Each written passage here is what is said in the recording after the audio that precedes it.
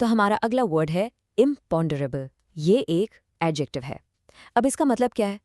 इम्पॉन्डरेबल का मतलब है कोई ऐसी चीज़ जिसे नापना यानी मेजर करना या जिसका अंदाज़ा लगाना या उसे ठीक से समझ पाना बहुत ही मुश्किल या इम्पॉसिबल हो।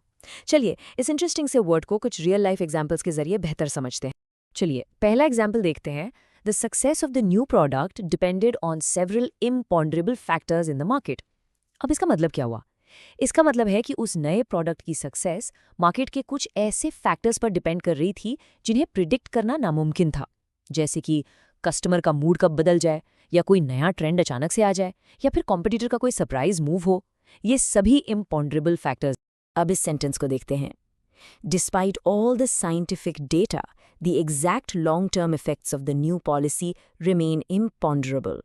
इसका मतलब है कि भले ही हमारे पास कितना भी डेटा क्यों ना हो, कितने भी फैक्ट्स एंड फिगर्स हों, फिर भी किसी नई पॉलिसी का लॉन्ग टर्म इफेक्ट क्या होगा, ये आगे चलकर अनिश्चित ही रहता है, इम्पॉन्डरेबल रहता है।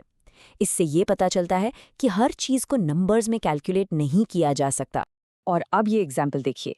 यहाँ इम्पॉन्डरेबल का इस्तेमाल एक बहुत ही खूबसूरत कॉन्सेप्ट के लिए हुआ है। The artist tried to capture the imponderable beauty of the vast universe in her painting. सोच के देखिए, इस पूरे यूनिवर्स की जो सुंदरता है वो इतनी विशाल है, इतनी गहरी है कि उसे शब्दों में बयान करना या कैनवस पर पूरी तरह से उतार देना ये तो नामुमकिन है। यही है इम्पॉन्डरेबल ब्यूटी, एक ऐसी खूबसूरती जिसे पूरी तरह से नापा या समझा नहीं जा सकता। ये वर्ड आपको अक्सर गहरी फिलोसॉफिकल बातों में या न्यूज़ आर्टिकल्स में मिल जाएगा। जैसे कि इस कोट को देखिए। The question of consciousness remains one of the great imponderables of science and philosophy. इसका मतलब ये है कि कॉन्शियसनेस यानी हमारी जो चेतना है वो क्या है।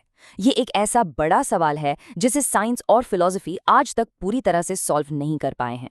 ये उनके लिए एक इम्पॉन्डरेबल मिस्ट्री है, एक ऐसा रहस्य जिसे समझना अभी भी बाकी है। तो चलिए अब इम्पॉन्डरेबल के कुछ सिनोनिम्स यानी समानार्थी शब्द देखते हैं। ये सारे वर्ड्स उसी आइडिया को एक्सप्रेस करते हैं। पहला है अननोएबल यानी जिसे जाना ना जा सके। फिर है अनप्रिडिक्टेबल जिसका अनुमान न लगाया जा सके। उसके बाद है इनकैल्कुएबल जिसकी गणना ना की जा सके। और आखिरी है अनफैथमेबल मतलब इतना गहरा जिसे नापा ना जा सके। इन सबका मतलब एसेंशली एक ही है, कोई चीज़ जो हमारी समझ से परे है। और आखिर में आइए इसके एंटोनिम्स यानी विलोम शब्द देखते हैं। ये वो वर्ड्स हैं जिनका मतलब इम्पॉन्डरेबल से बिल्कुल ऑपोजिट है।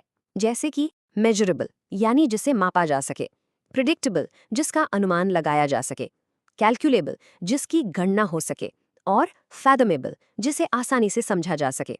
बस आज के लिए इतना ही। मिलते हैं नेक्स्ट वीडियो में। Happy learning. Bye bye.